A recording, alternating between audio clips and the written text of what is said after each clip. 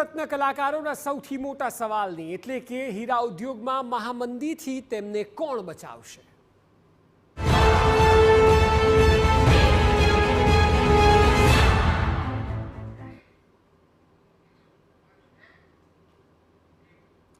હીરા ઉદ્યોગની મંદી દિવસે ને દિવસે ગંભીર થઈ રહી છે। રત્ન કલાકારો પાસે કામ નથી અને આવી સ્થિતિમાં કંપનીઓમાં વેકેશનની જાહેરાત કરવામાં આવી રહી છે।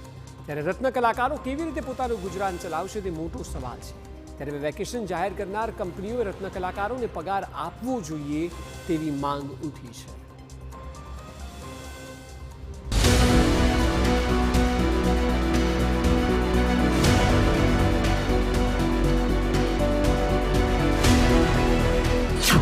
હીરા ઉદ્યોગની મંદીમાં ફસાયા રત્ન કલાકારો।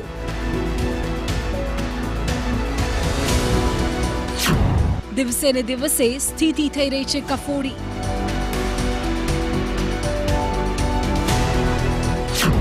મહામંદીથી કોણ બચાવશે?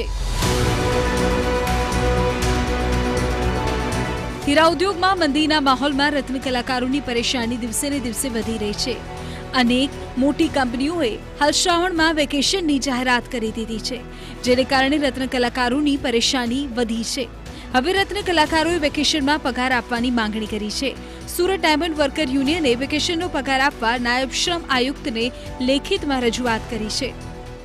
અત્યારે જે રીતે હીરા બજારની અંદર જે મંદીનો જે માહોલ ચાલી રહ્યો છે અને તે દરમિયાન જે આવનારા દિવસોની અંદર કેટલાક હીરા કારખાના તરફથી જે વેકેશન જે પાડવામાં આવ્યું છે અને તેને લઈને જે યુનિયન જે ડાયમંડ રત્ન કલાકાર યુનિયન જે છે તેમના દ્વારા રોજગાર જે શ્રમ વિભાગ છે તેને આજે આવેદનપત્ર આપીને રજૂઆત કરી છે કે આજે વેકેશન પાડવામાં આવે છે। વેકેશનની અંદર જે રત્ન કલાકારોને જે રજા પડે તેનો પગાર આપવા માટેની જે રજૂઆત કરી છે, તો આપણી સાથે યુનિયનના જે આગેવાન છે તેમની સાથે વાત કરીશું।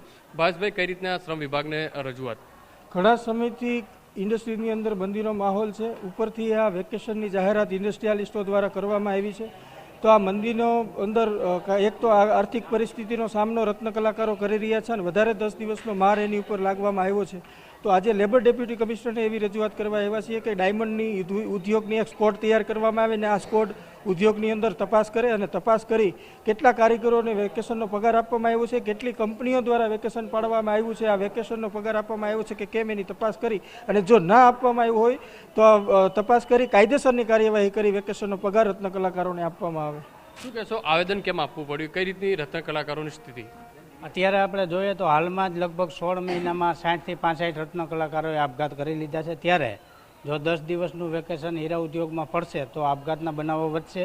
અત્યારે અમે એક હેલ્પલાઇન નંબર પણ ચાલુ કરી છે, જેમાં સતત કારીગરોના આર્થિક સહાય માટે, પોતાના બાળકોની ફી માટેના સમસ્યાઓ જણાવી રહ્યા છે અને આર્થિક મદદ માંગી રહ્યા છે।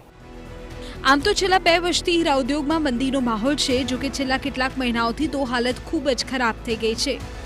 સુરતના હીરા ઉદ્યોગને મંદીનું ગ્રહણ લાગ્યું છે। 10 લાખ રત્ન કલાકારો સામે જોખમ સર્જાયું છે। 50,000થી વધુની તો નોકરી ગઈ છે।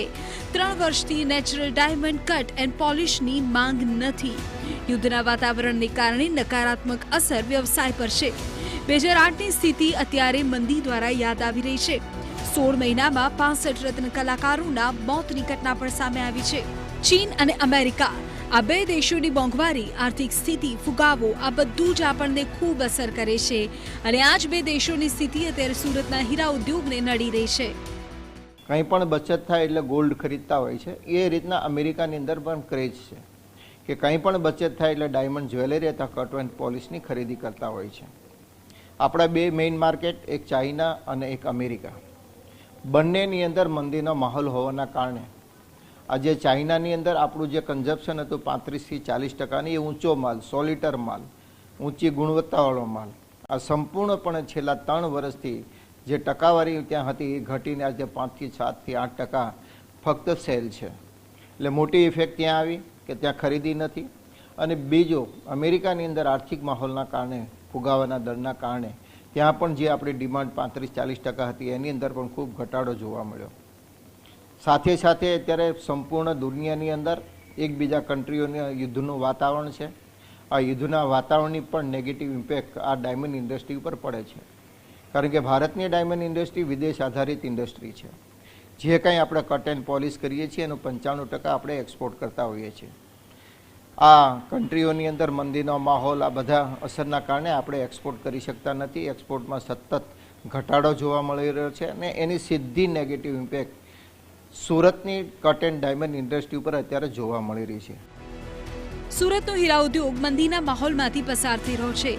ઇતિહાસમાં પ્રથમ વખત હીરા ઉદ્યોગમાં સાતમ આઠમનું વેકેશન આપવામાં આવ્યું છે.